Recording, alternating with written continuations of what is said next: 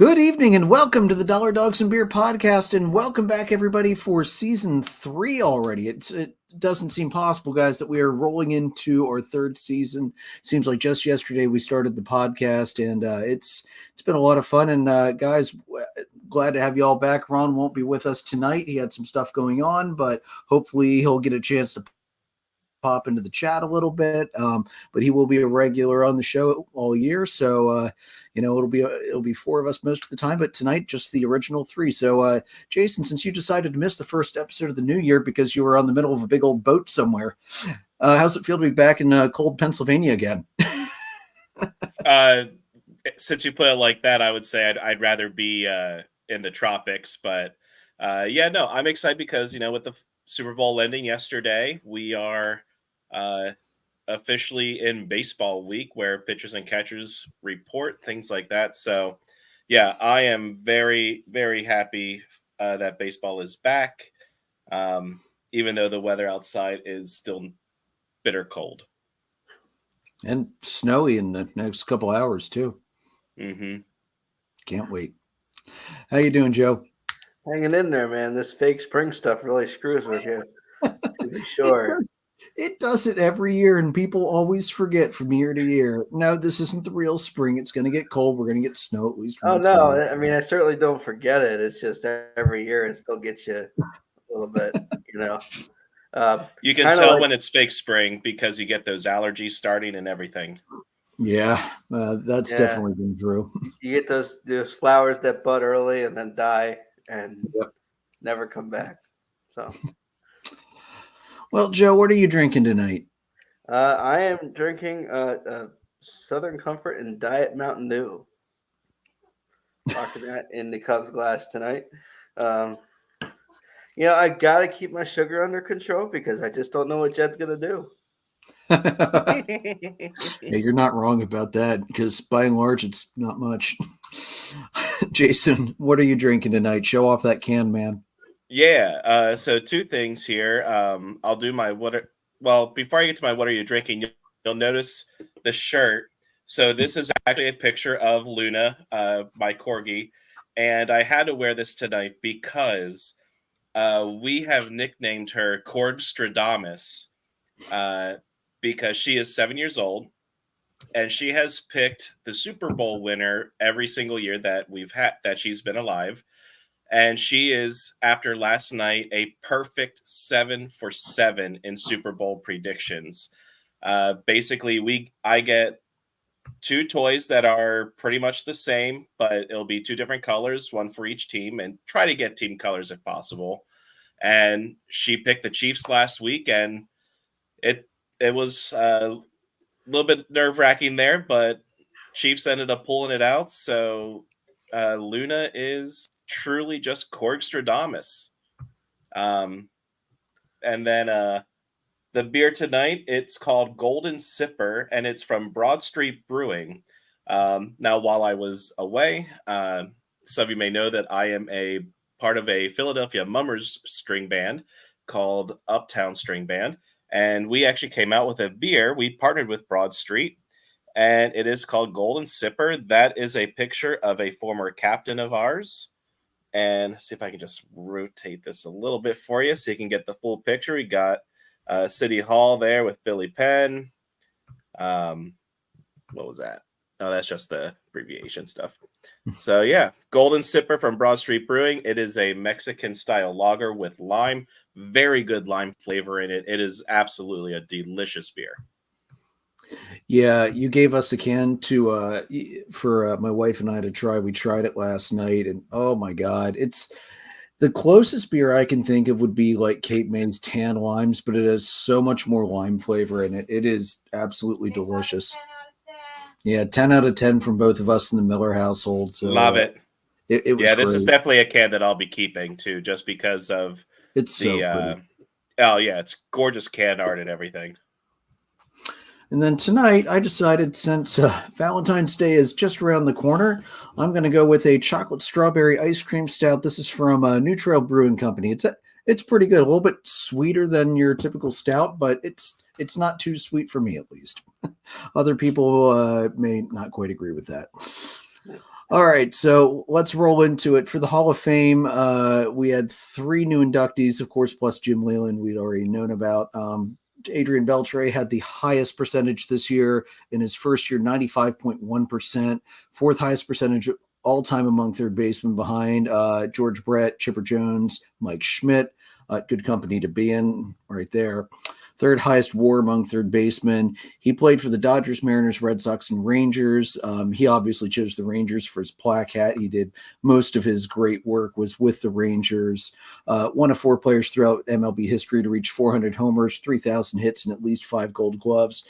And he's now the 5th Dominican-born player to enter the Hall alongside some legends: Juan Marichal in '83, Pedro Martinez in 2015, Vlad Guerrero 2018, and David Ortiz just 2 years ago, 2022.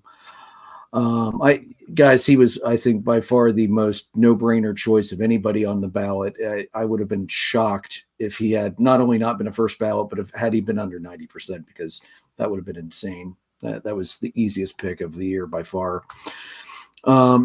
Then second in percentage was Todd Helton, his 6th year on the ballot, 79.7%. The career slash line of 316, 414, 539, 2,519 hits, 369 home runs, 1,406 RBIs. He did have 3 Gold Gloves. The big thing I saw was voters finally looking past the quote unquote Coors Field effect. That said, his career adjusted OPS was 133. That takes away ballpark factors, which ties for 32nd all time among first basemen with at least 3,000 plate appearances. So it's good to see Helton finally get in there. Joe Mauer, first year. I was surprised Mauer snuck in. He only made it over the threshold by 4 votes, 76.1%.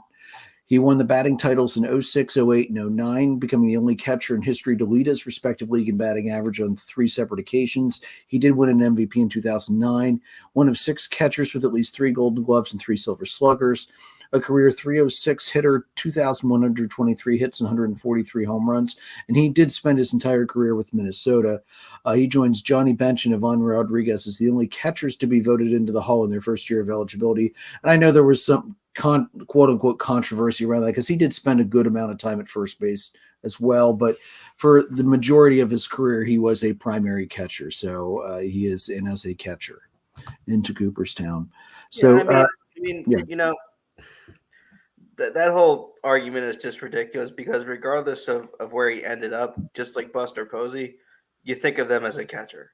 It doesn't matter where they finished their career, they were a majority of their career at catcher. So yeah, I always think of him as a catcher first, not a first baseman.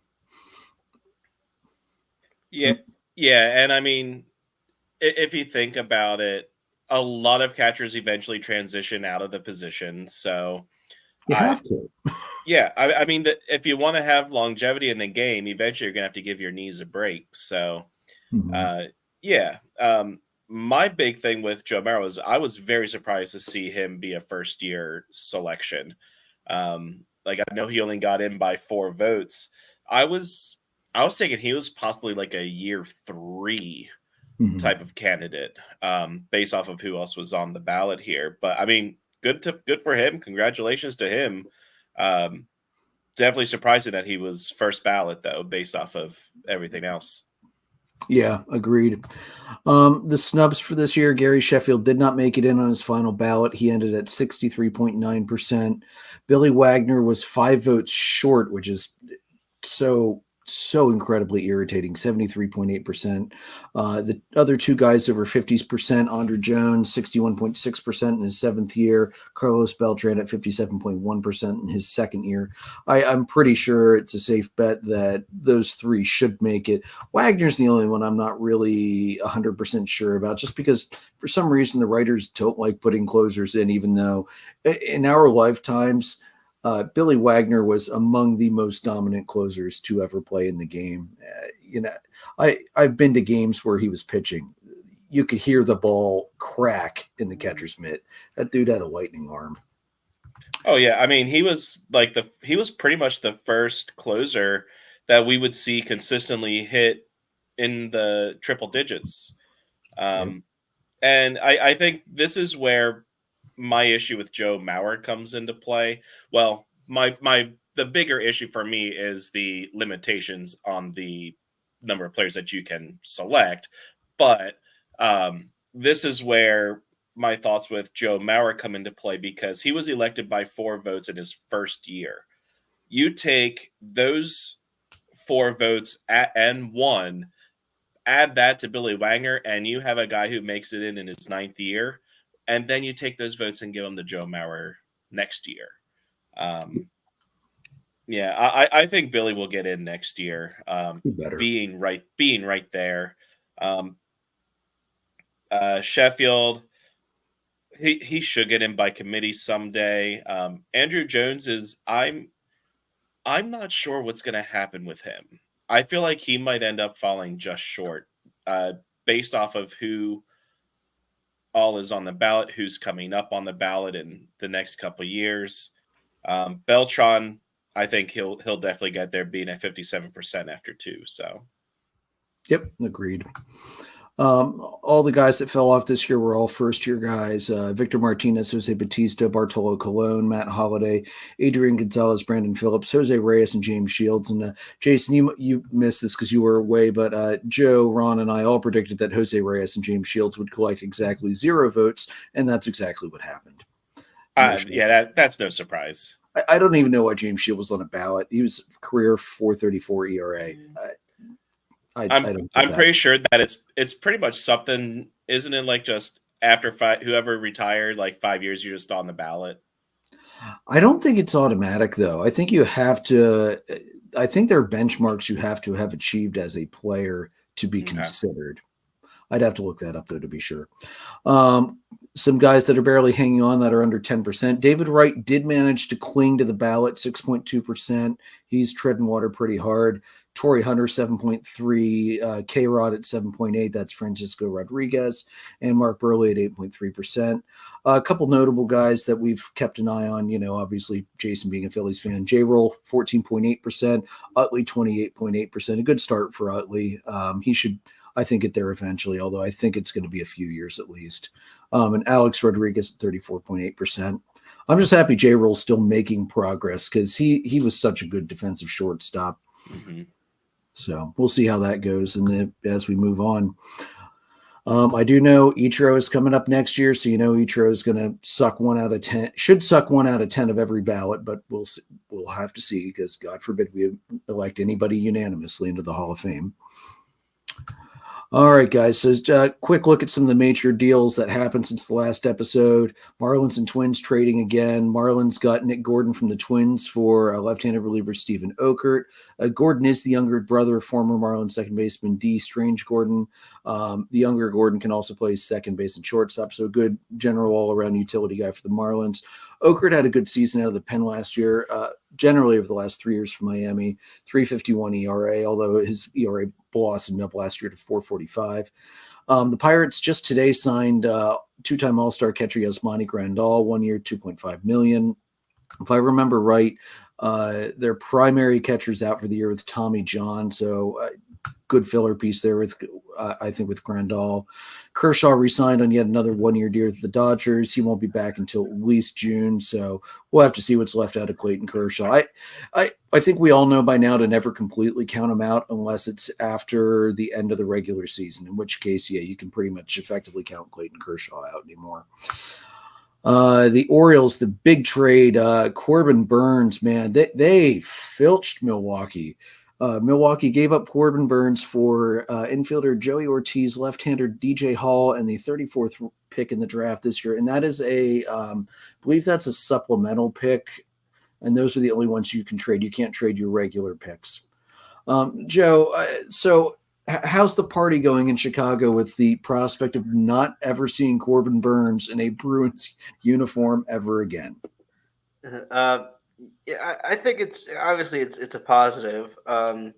It feels like Milwaukee really hasn't recovered since we fleeced them of their manager back in November. But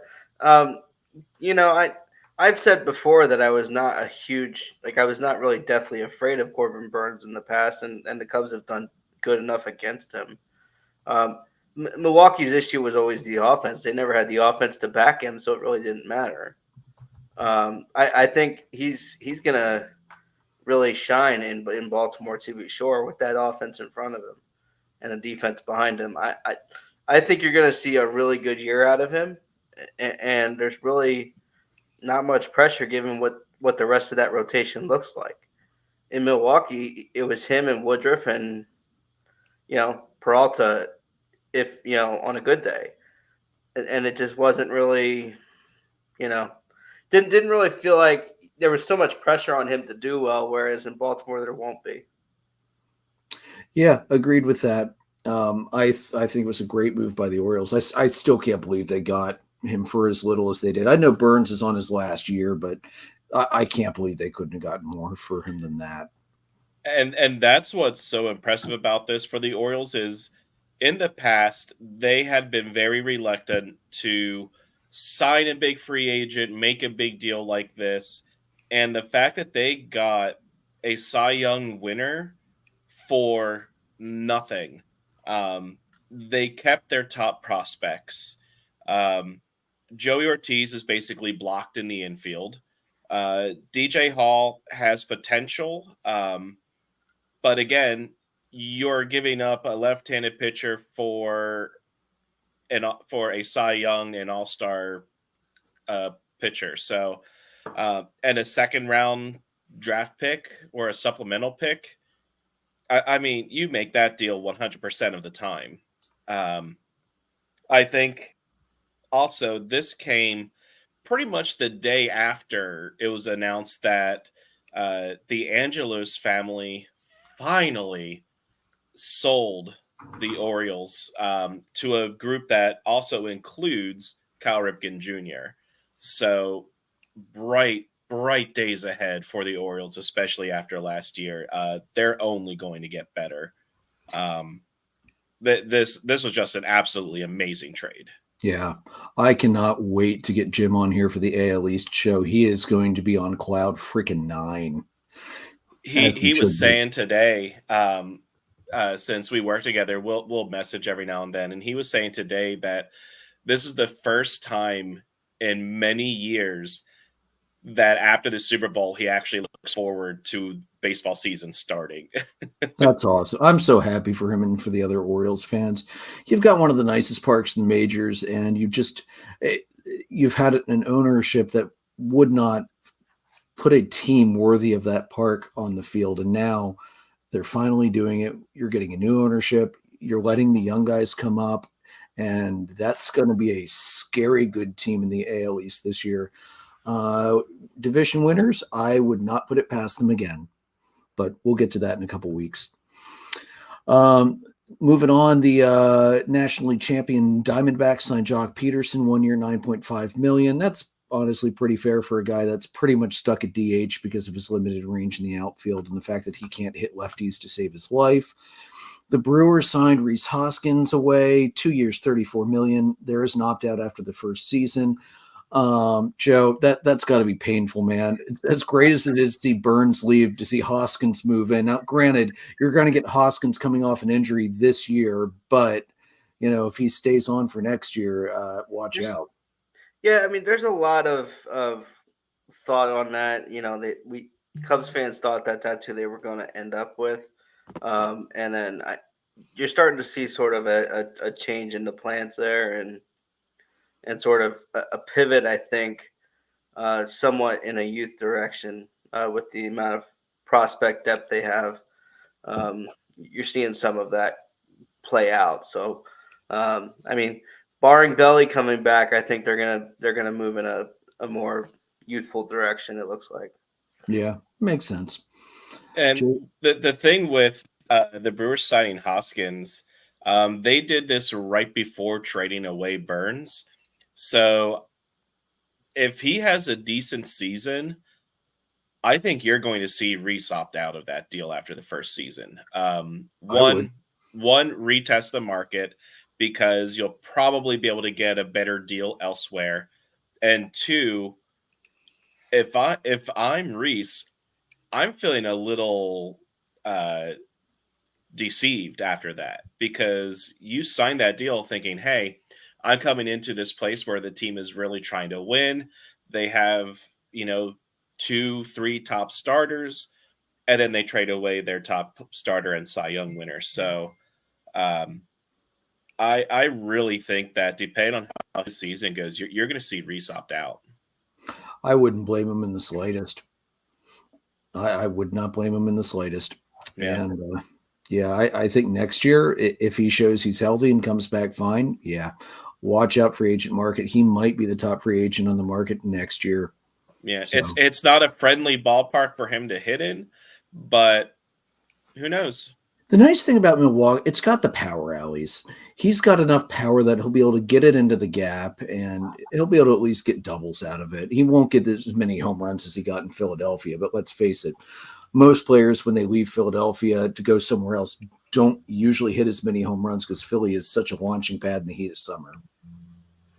The thing that you will probably see, the thing that is good for him offensively is being in the NL Central now. He does get to go to Wrigley more frequently. He does get to go to Pittsburgh. The rest of the teams at division that are not as good, he can launch off on them. Yeah. So I think you'll probably see him be, assuming he stays healthy, he'll probably be right around 30 home runs, 30 plus. Yeah. All right, and then you had the Astros sign Josh Hader, 5 years, $95 million with no deferrals. The Astros are not a team that typically wade too deeply into free agency to start with, and then they blow a huge load of money on a pitcher that last year refused to come in and pitch more than 3 innings when his team was fighting for their playoff lives. Yeah, that makes no sense to me. I'm not saying he's going to have a fluke injury like Edwin Diaz did and that we should never sign closers to long deals like that. But that's risky, man. And I know every time he's had a bad year, he's rebounded and had a better year after that. He's very good at making year-to-year adjustments, no doubt about that. But and here's the other thing. Houston is not the place where I want a left-handed closer because what do you do against a left-handed closer? You bring in a right-handed bat, and that down that left field line to that short porch, that's not very far. So it's a curious deal. I don't hate it. I think you're leaving Milwaukee and San Diego where there wasn't a ton of. There was similar to the whole Burns situation. There was a ton of pressure to perform in Milwaukee. There was a ton of pressure for a period of time in San Diego until they just fell off the face of the planet, and fell way out of that division to perform. And in Houston, I mean, he's going to have a ton of offense there and a solid defense behind him. I don't think we can stress enough how much that takes off of a pitcher. What he's got behind him and what he has to worry about. Yeah, that's true. That's a fair point. All right, and then the Cubs and Dodgers had a 4-player trade. Cubs got third baseman Michael Busch and reliever Yency Almonte from the Dodgers for left-handed starter Jackson Ferris and outfielder Zaire Hope. Joe, what are you thinking about that? I feel pretty good about it. It looks like Busch is probably going to be the first baseman. It looks like now. It looks like he plays first and third. Okay. And they're looking at him at first base, I think. So part of that whole youth focus and shift. I'm assuming that Morel will be the everyday third baseman or most of the time. He's looked pretty good in the Dominican League over the winter. We'll kind of see how that all plays out. All right, and then the Cubs also got Shota Imagana, 4 years, $53 million. And the team has the option to extend it after both years 2 and 3 to $80 million over 5 years.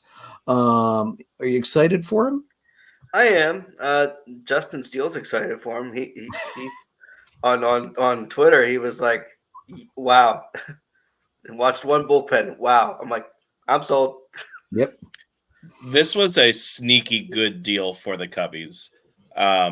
It's one that all the hype was on a few other big starting pitchers and big stars, and he kind of flew under the radar. He has great power. He has great movement. the Cubbies got a really good one. I think this is such a big boost for your club, Joe. So Well, and a lot of the stories you hear after he gets signed is that he was living in Chicago from like December on, and nobody knew he was there until the deal was announced. Jed and Carter, and then obviously they got a lot of this mentality from 3 have been amazing at not telegraphing anything. It's impossible to predict, which drives Cubs fans nuts, but it's amazing what they pull off. Yeah, it was a good move. I like the deal. I think the money is great. The years are perfect. So, all right. Then I believe it was yesterday or the day before, Corey Kluber announced his retirement. He was a 2-time Cy Young winner in the AL. He retired after 13 seasons. He won with both Cleveland in 2014 when he went 18-9 with a 2.44 ERA, and in 2017, 18-4 with a 2.25 ERA. Career record of 116, 77, 3.44 ERA. That was 271 appearances, all but 11 as a starter. He said, quote, "With sincere appreciation, I'm announcing my retirement from Major League Baseball, concluding a remarkable 13-season Major League Baseball journey. I'm deeply grateful for the support of numerous individuals and entities that profoundly influenced my path." Jason, what do you think? Hall of Famer? no. No. I'm gonna say his wins are not terribly high. His ERA is not great for the Hall. 271 career appearances. You have players in the Hall of Fame with more wins than he has appearances. While he was in there for 13 seasons, he doesn't have that longevity as far as his overall seasons go. He had a good peak with a couple years, which may get him a couple votes. But he did not have what a lot of the newer voters are doing is they look to see if you have an extended period of dominance where you're like the best in your game, and I don't see that with Kluber. So I think he will get a few votes. I don't think he stays on past the first ballot. You agree, Joe? Yeah, I would say that's accurate. You know, decent guy, but just not, and decent arm, but just not productive long enough. Had a ton of injuries, I think. Really kind of derailed him. So Yeah. He's a great player. He's not a Hall of Famer. Hall of really good, Hall of great. He's not a Hall of Famer. I didn't think we would all be arguing that one too much. And then I saw this. Former Mets GM Billy Epler got suspended for fabricating injuries, suspended through the end of the World Series this year by Rob Manfred. He concluded they directed the team to fabricate injuries to open roster spots. No Mets medical or athletic personnel were mentioned in MLB's announcement. Manfred said Epler directed, quote, "the deliberate fabrication of injuries and the associated submission of documentation for the purposes of securing multiple improper injured list placements during the 2022 and 23 seasons. Injuries were fabricated for up to a dozen players. An anonymous letter from within the organization is what tipped MLB off. Epler said he, quote, cooperated fully and transparently with MLB's investigation, and I accept their decision." He was the Mets GM from November of 21 until he quit October 5th, 23, 3 days after Stephen Cohen hired David Stearns as the president of baseball operations, which was also the day the investigation went public. Neither Cohen nor former manager Buck Showalter were mentioned in the public findings. So, you have an organization that's doesn't exactly have a great track record for keeping their athletes healthy to start with, and then you have a GM fabricating injuries to open up roster spots. Yep, that sounds pretty Metsish to me. I don't know about anybody else. yeah, there's been some organizational issues for a while, and I mean the coincidentally the David Stearns hire thing that's all coincidental, but that David Stearns hire was in the rumor mill from like the beginning of spring training last year. Yeah. Yepers. All right, guys, let's move it into the AL West. First up, we have the Athletics, who were among the most putrid teams in baseball history, not just last year, but in baseball history, amassing a ridiculously terrible record of 50-112. dead last in the West. Our predictions last year were all pretty much spot on. None of us had anything good to say about this lack of a roster that they had. I came closest at 55. Joe had less than 60. Jason said 57. What's wild to me, from 21 to 22, they dropped 26 wins, and then they managed to drop 10 more wins last year from 22 to 23.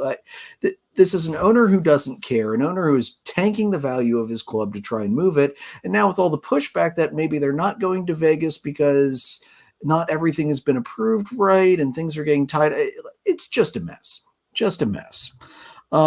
Depth chart's mostly unremarkable. Shea Langoliers is I would say is probably the best player on the roster right now.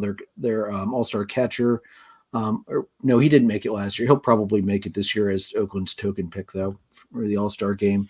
Otherwise, really, I'm not going to go through the whole roster because there's really nobody else worth mentioning, if you ask me. They didn't really re-sign anybody. Very little in acquisitions. Miguel Andujar, Osvaldo Bido, Trevor Gott, Alex Wood. I mean, Alex Wood would have been a great pickup 5 years ago. They did pick up Abraham Toro in a trade with Milwaukee and Ross Stripling in a trade from the Giants. They sent Chad Patrick back to Milwaukee and Jonah Cox back to the Giants. They also traded Jonah Bride away to Miami for cash. And they lost Trevor May, Tony Kemp, Drew Rosinski, Trevor May. Did I say Trevor May twice? I did. My bad. Kevin Smith and Devin Sweet. I'm going to leave this short and sweet, guys. Nothing special in Oakland this year. It's going to be more of the same. They didn't do anything. Not that we expected them to. Their owner is a trash bag who doesn't deserve to own any major league team. I don't care what the sport is. And while the Coliseum is the worst arena in baseball and one of the worst arenas in the world, it still deserves a better team on the field than this. I'm going to throw my prediction. I'm going to keep it right at 50. I think it's going to be status quo again. I don't think they're going to drop below 50, although I'm not going to lie, it won't shock me if they do. Jason, what do you think? Yeah. So I see on here we have a list, a bullet point of biggest remaining need, and the need for the Athletics is way too. There's too many to even try to talk about that. They need. We'll start at the top with new owner. A new ballpark, things like that. But prediction for next season, they're going to be dead last again in the West. I'll give them a couple wins extra and go up to 54 wins. Yeah. Joe, what do you think? I'm going to go 52 wins. I think Alex Wood is good for a couple extra over last year's total, but there's just not much here to be excited about. Ownership. Joe and I giving out the pity wins. I don't even know if they're going to get that. Let's be real. Ron, in his notes he sent over to me, he said, I think they win 52 this year, finish dead last. Yeah, it's going to be a rough year in Oakland. I feel bad for the fans because that is a great fan base out there. I mean, look at how they showed up last year for the for the protest game. Yeah. That's a city that deserves a team not owned by this idiot. All right, let's move it on to the Angels. Last year they went 73-89. Our predictions: Joe was the closest at 71. Dude, you missed it by 2. Good job. Jason, you had a very nice guess at 69, but you were off, and I was at 70. So we were all in the ballpark for this one. But yeah, good. That was very good, Joe.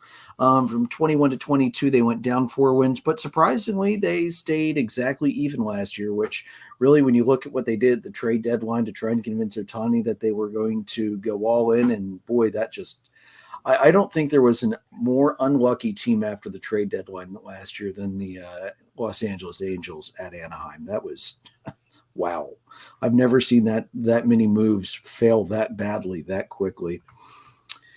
All right, so looking at the depth chart, catcher is going to be Logan O'Hoppe, Nolan Schanuel at first, Brandon Drury at second, Anthony Rendon at third base for the 43 and a half games he is projected to be healthy this year.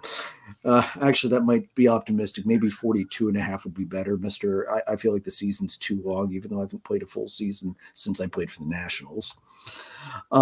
Shortstop, Luis Rengifo. Outfield, Taylor Ward, Mike Trout when he's healthy, Mickey Moniak. And because, of course, you can't count on Trout to be healthy anymore, I'll add their fourth outfielder, Jake Marisnick, to that list as well.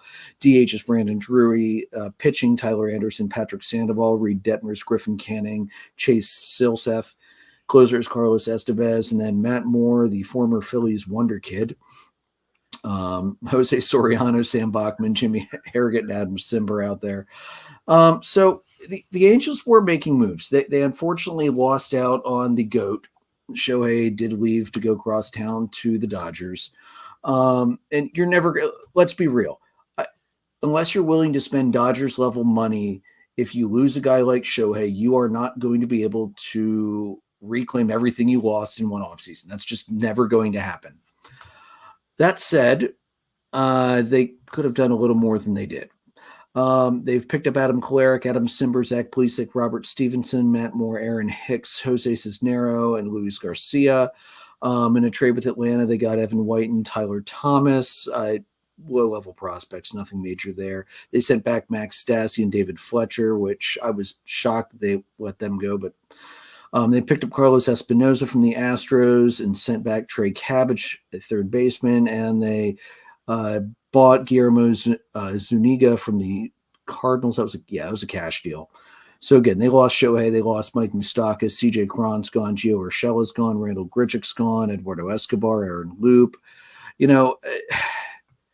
You're never going to make up Shohei, and I think everybody knew that, but wow, this team is so gutted compared to last year. I'm surprised they weren't able to get at least one, maybe not an A-list guy off the top tier free agents, although there are still some out there because Scott Boras clients are notoriously slow to sign. But you would have thought the Angels would have at least tried to get one of the better B-list free agents that were on the market once all that money that they didn't have to give to Shohei was now available, that they said they were going to give to Shohei. What do you think, Joe?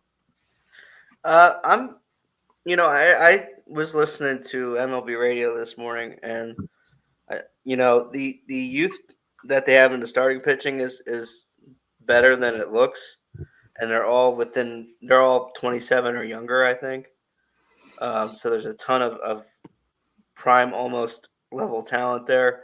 They really focused on the bullpen this offseason, 7 relief pitchers in the offseason, including Matt Moore, who in the last half of last year pitched pretty well for them. From the bullpen, he seems to have found his spot, kind of like Hector Neris, get him out in the 9th inning, and he's in good shape. So pitching-wise, I think they're in good shape. It's whether some of those guys who need to show up and perform can stay healthy enough to perform. I'm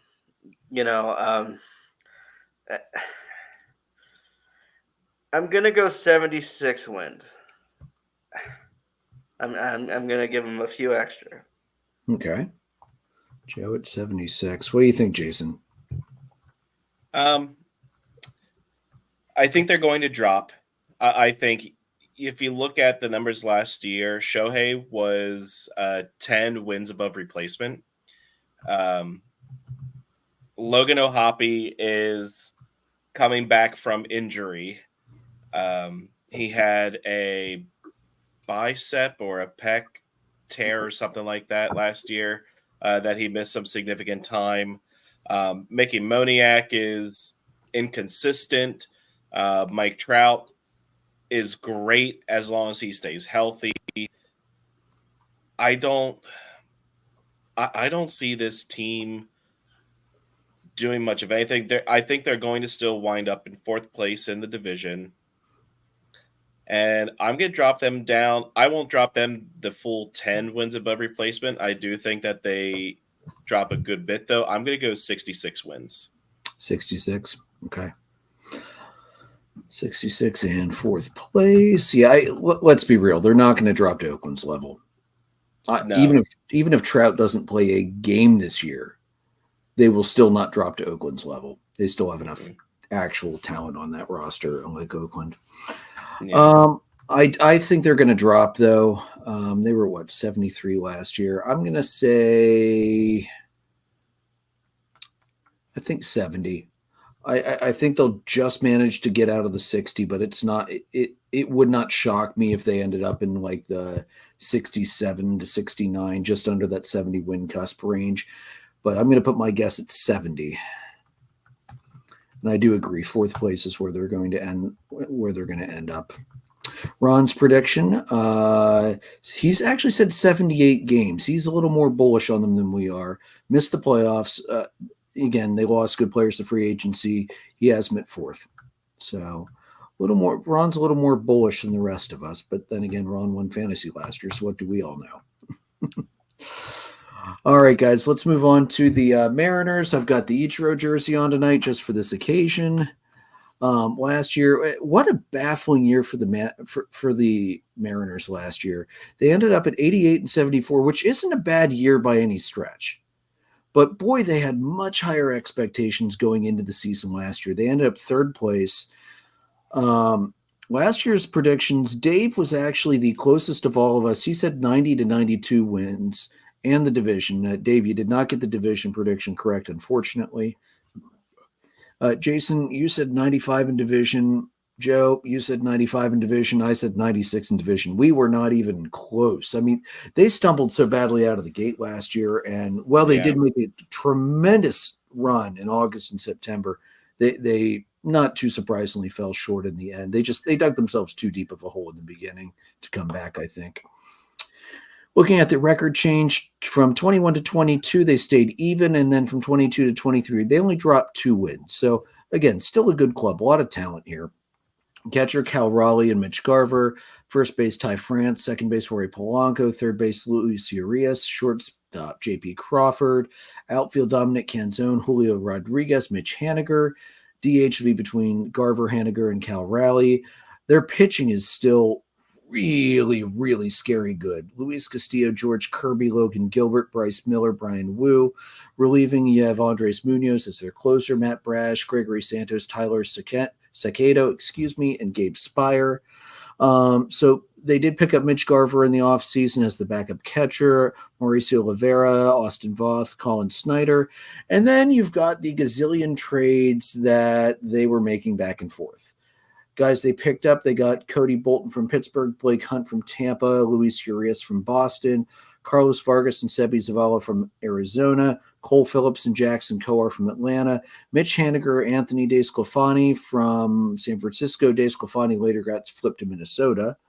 They got Luke Raleigh from Tampa, Jorge Polanco from Minnesota, Samad Taylor from Kansas City, and Gregory Santos from the White Sox.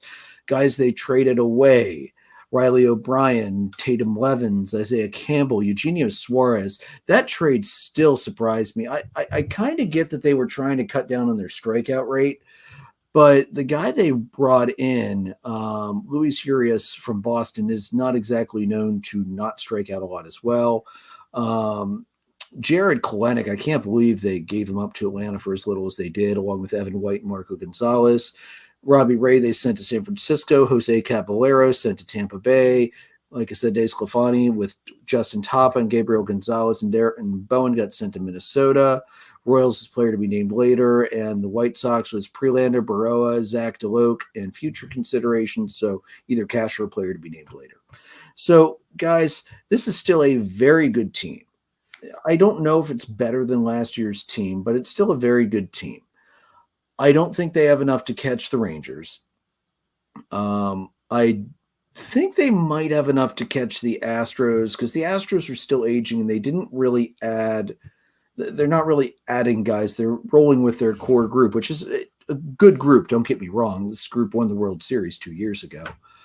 But I think the Mariners might have enough to catch the Astros and get into the second spot and maybe like wild card 2, wild card 3.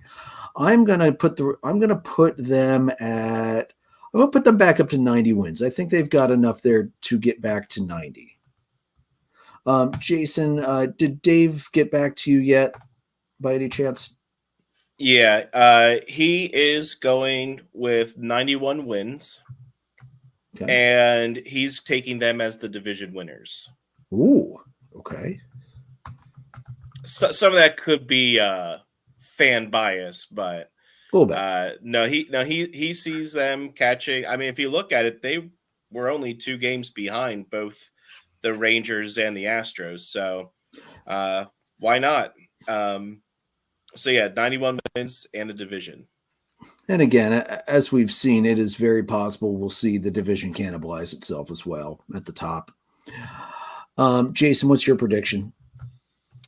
I'm not going to go as bold to say that they're going to win the division. I do think they'll get a wild card spot. I think they actually did improve their team a little bit here, especially with getting the likes of, Garver, Arias, Rayleigh, Polanco. So I'm going to take them at 90 wins, and I'm going to say they get second in the division and a wild card berth. And wild card. Joe, what are you thinking? I'm gonna go 85. I just feel like they lost too much. I'm still kind of baffled by a ton of the moves that they made. Getting rid of Kalenic and Evan White, and that was definitely not going to help them out. Yeah, I mean Kalenic and Teoscar. I mean that's a huge offensive drop to me. Losing Suarez at third makes very little sense to me. And Robbie Ray, I don't think he had the greatest year last year, but I know he's still a decent arm. Well, he's going to be out for half the year this year, coming back from Tommy John. Right. Robbie Ray made one start last year before he got Right. hurt and shut down. Right. So I mean that part made getting rid of him made sense, but I just feel like they got rid of too much offensive firepower there. I mean, I saw Kalenic with my own eyes. He had seven RBIs in 2 games. Yeah. Against the Cubs. I mean, that was insane. So I just feel like they got rid of too much offensive firepower for me to think that they're going to be better. Where are you putting them at win-wise? 85. 85. Okay. Yep. All right. Ryan hopped on in the chat. Ryan Miller said, welcome back, boys. Ryan, it's good to be back. We're glad to see the end of football and the start of baseball season. Especially long-suffering Vikings fans like myself.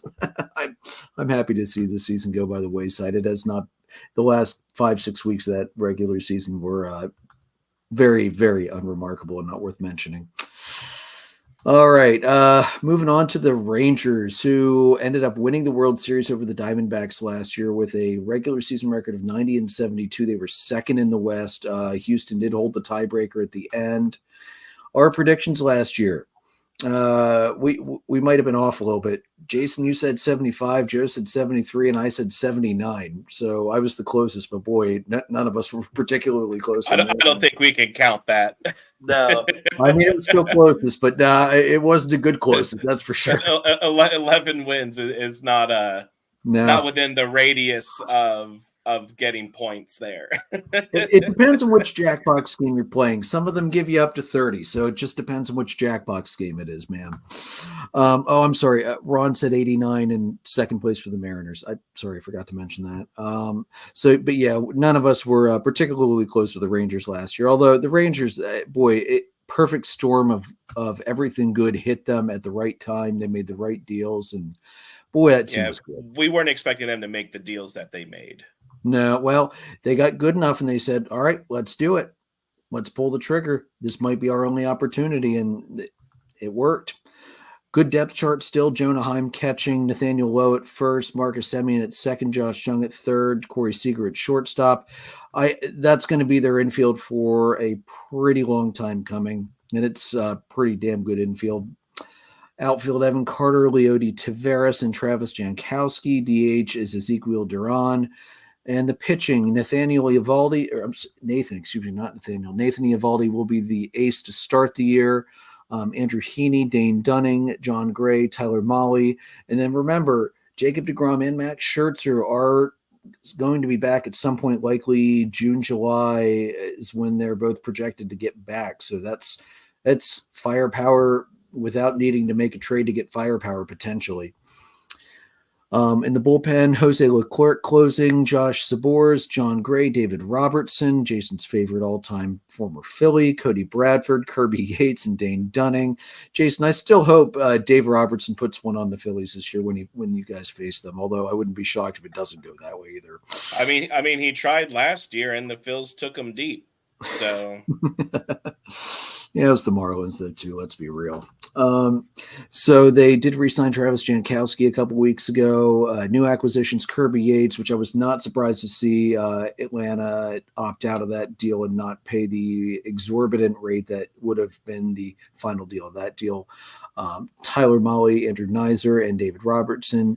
They also got Daniel Duarte from Cincinnati and Tyler Owens from Atlanta.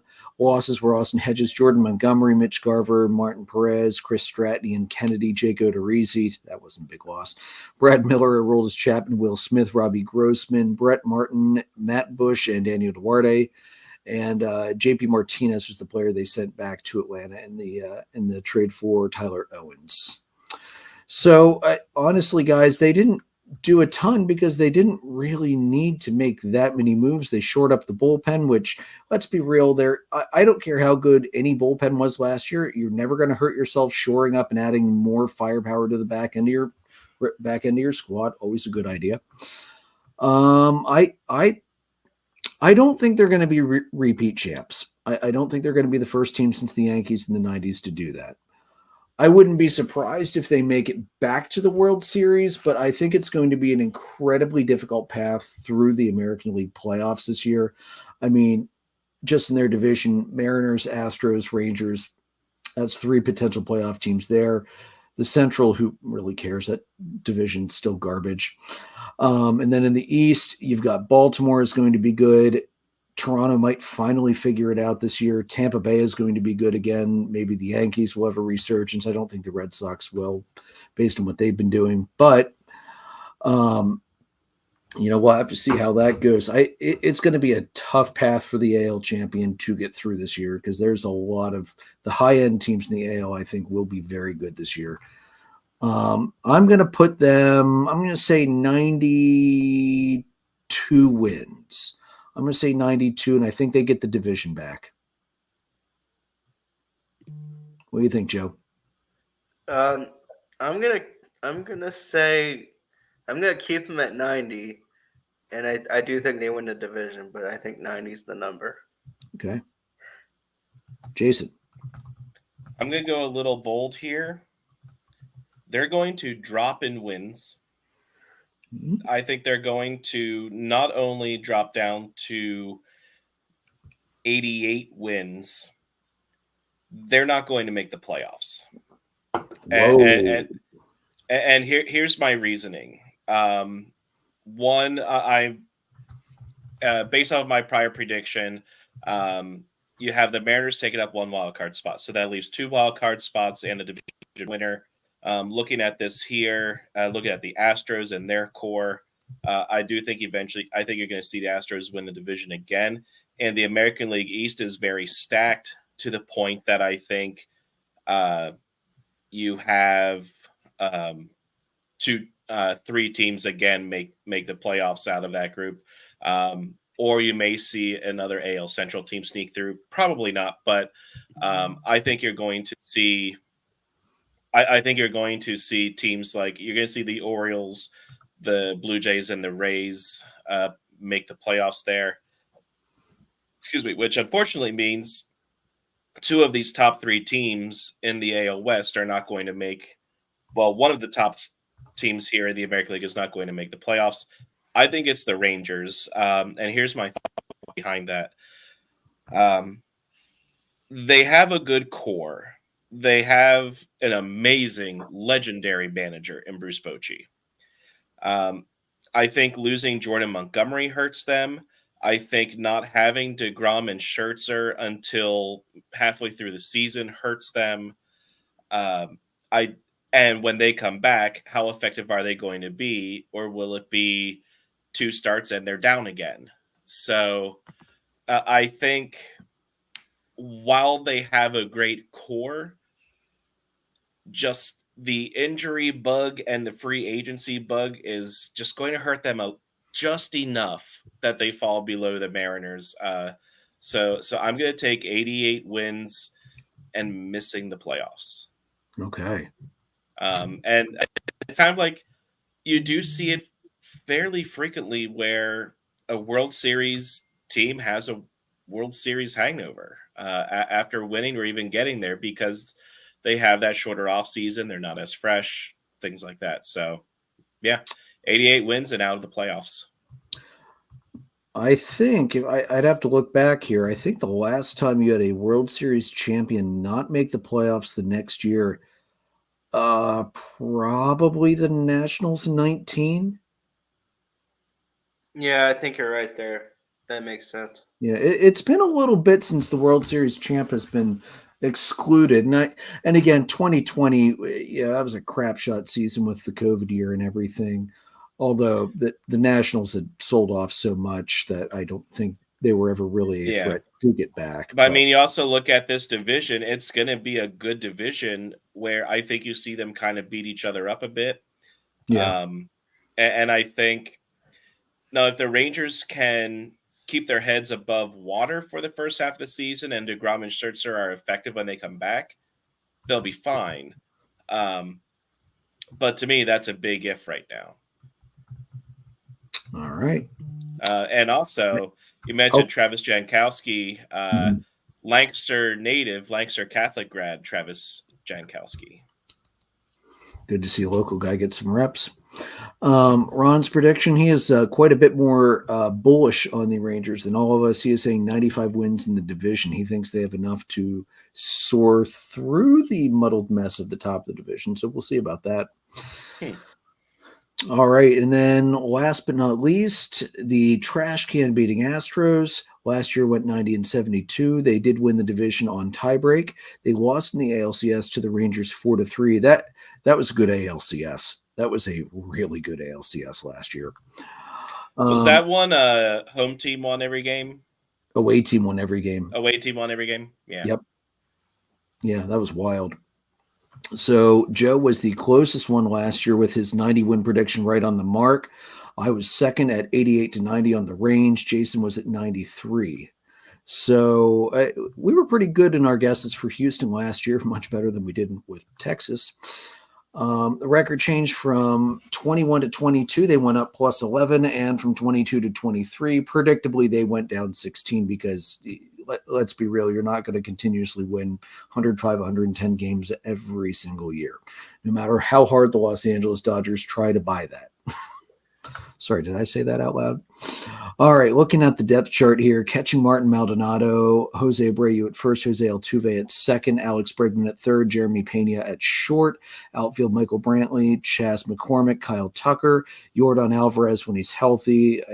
At DH, we do have to mention that because, boy, he was great for my fantasy team when he was in, but he spent a lot of time in the IL last year.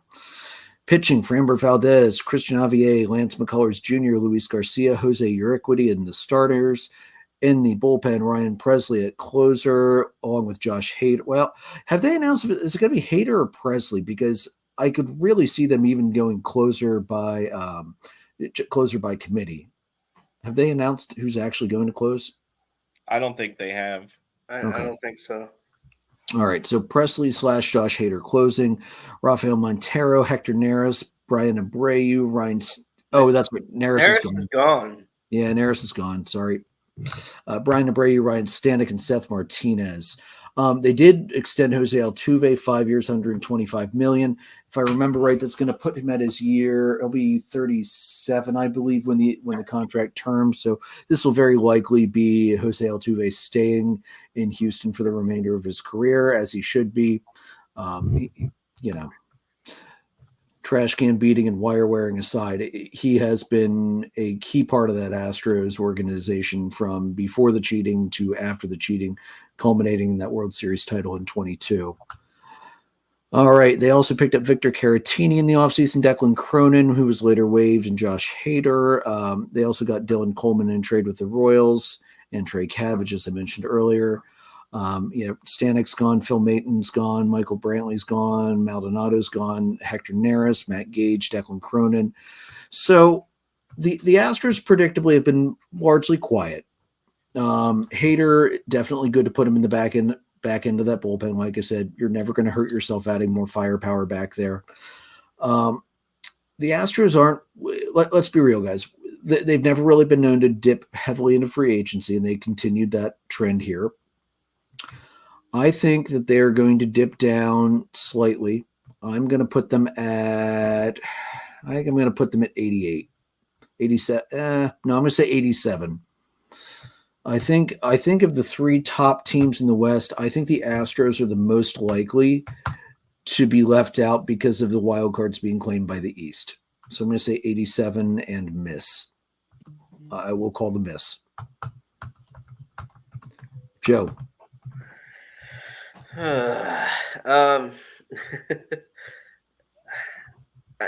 You know what? I'm gonna stay at 90. I think these two are gonna tie break again. I think the Rangers win that tie break, but I think they're gonna tie break again. So second place? Yep. Okay. Wild card spot? I guess. I mean, it kind of. I think it's certainly likely. It just kind of depends how other things shake out, but pretty likely. Wild card. All right. What do you think, Jason? Well, they're going to be the division winner based off of everything that I've said so far in this. So they're going to be my division winner.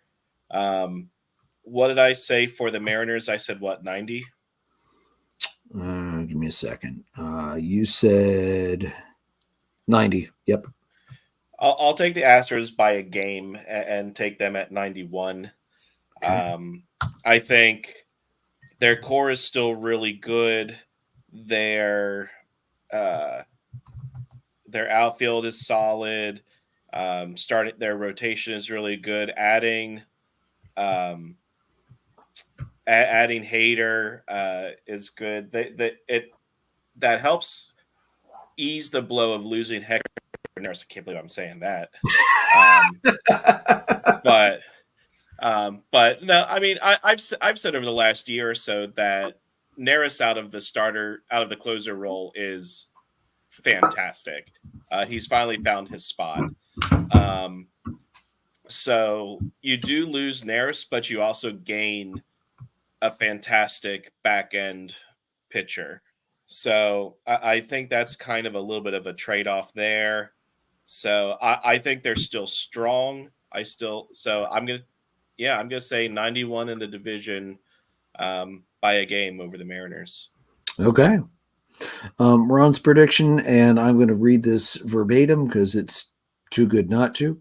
87 games and win third. Could win more if they bring enough trash cans. Nice. I love that guy. All right, so that's our predictions then this year for the AL West. So yeah, it's going to be a good race this year. It really is, and I'm really curious to see the cannibalism between the two Western and Eastern divisions, because how much of that are we going to see in the AL West, AL East, as well as the NL West, NL East as well? Now, for the NL predictions, you'll have to wait about a month because we're going to go through the AL first, like we always do. But we will get there, I promise. All right, guys. Anything else from you guys tonight? Nope. No, I think we're good. All right. Look at that. Just over an hour. Not too bad. All right, guys. You can find the podcast on Anchor, Spotify, Breaker, Google, Apple, Amazon Music, Spreaker, pretty much anywhere you can find podcasts. I think I've gotten us pretty much everywhere by now. You can see us on YouTube, Facebook Live, as well as Twitter. Merchandise is at redbubble.com. Follow us on Facebook at facebook.com/dollardogsandbeer. Twitter still at DDAB_podcast. All four of us are on there. I'm at Pyrolord314. Jason's at JRicker300. Joe's at Jolton Joe 35. Ron's is R. Dipner 300, if I remember right. I forgot to write his down. Sorry, Ron. We're presented by Dark Arrow Podcast LLC, sponsored by Baron Barbershop over in Manheim. Johnny, I will be back soon. thank God you gave me the haircut back in January because it was looking pretty scruffy in the last episode, man. Guys, may your dogs always cost $1. May your beer always be cold. We'll see you next week for the AL Central.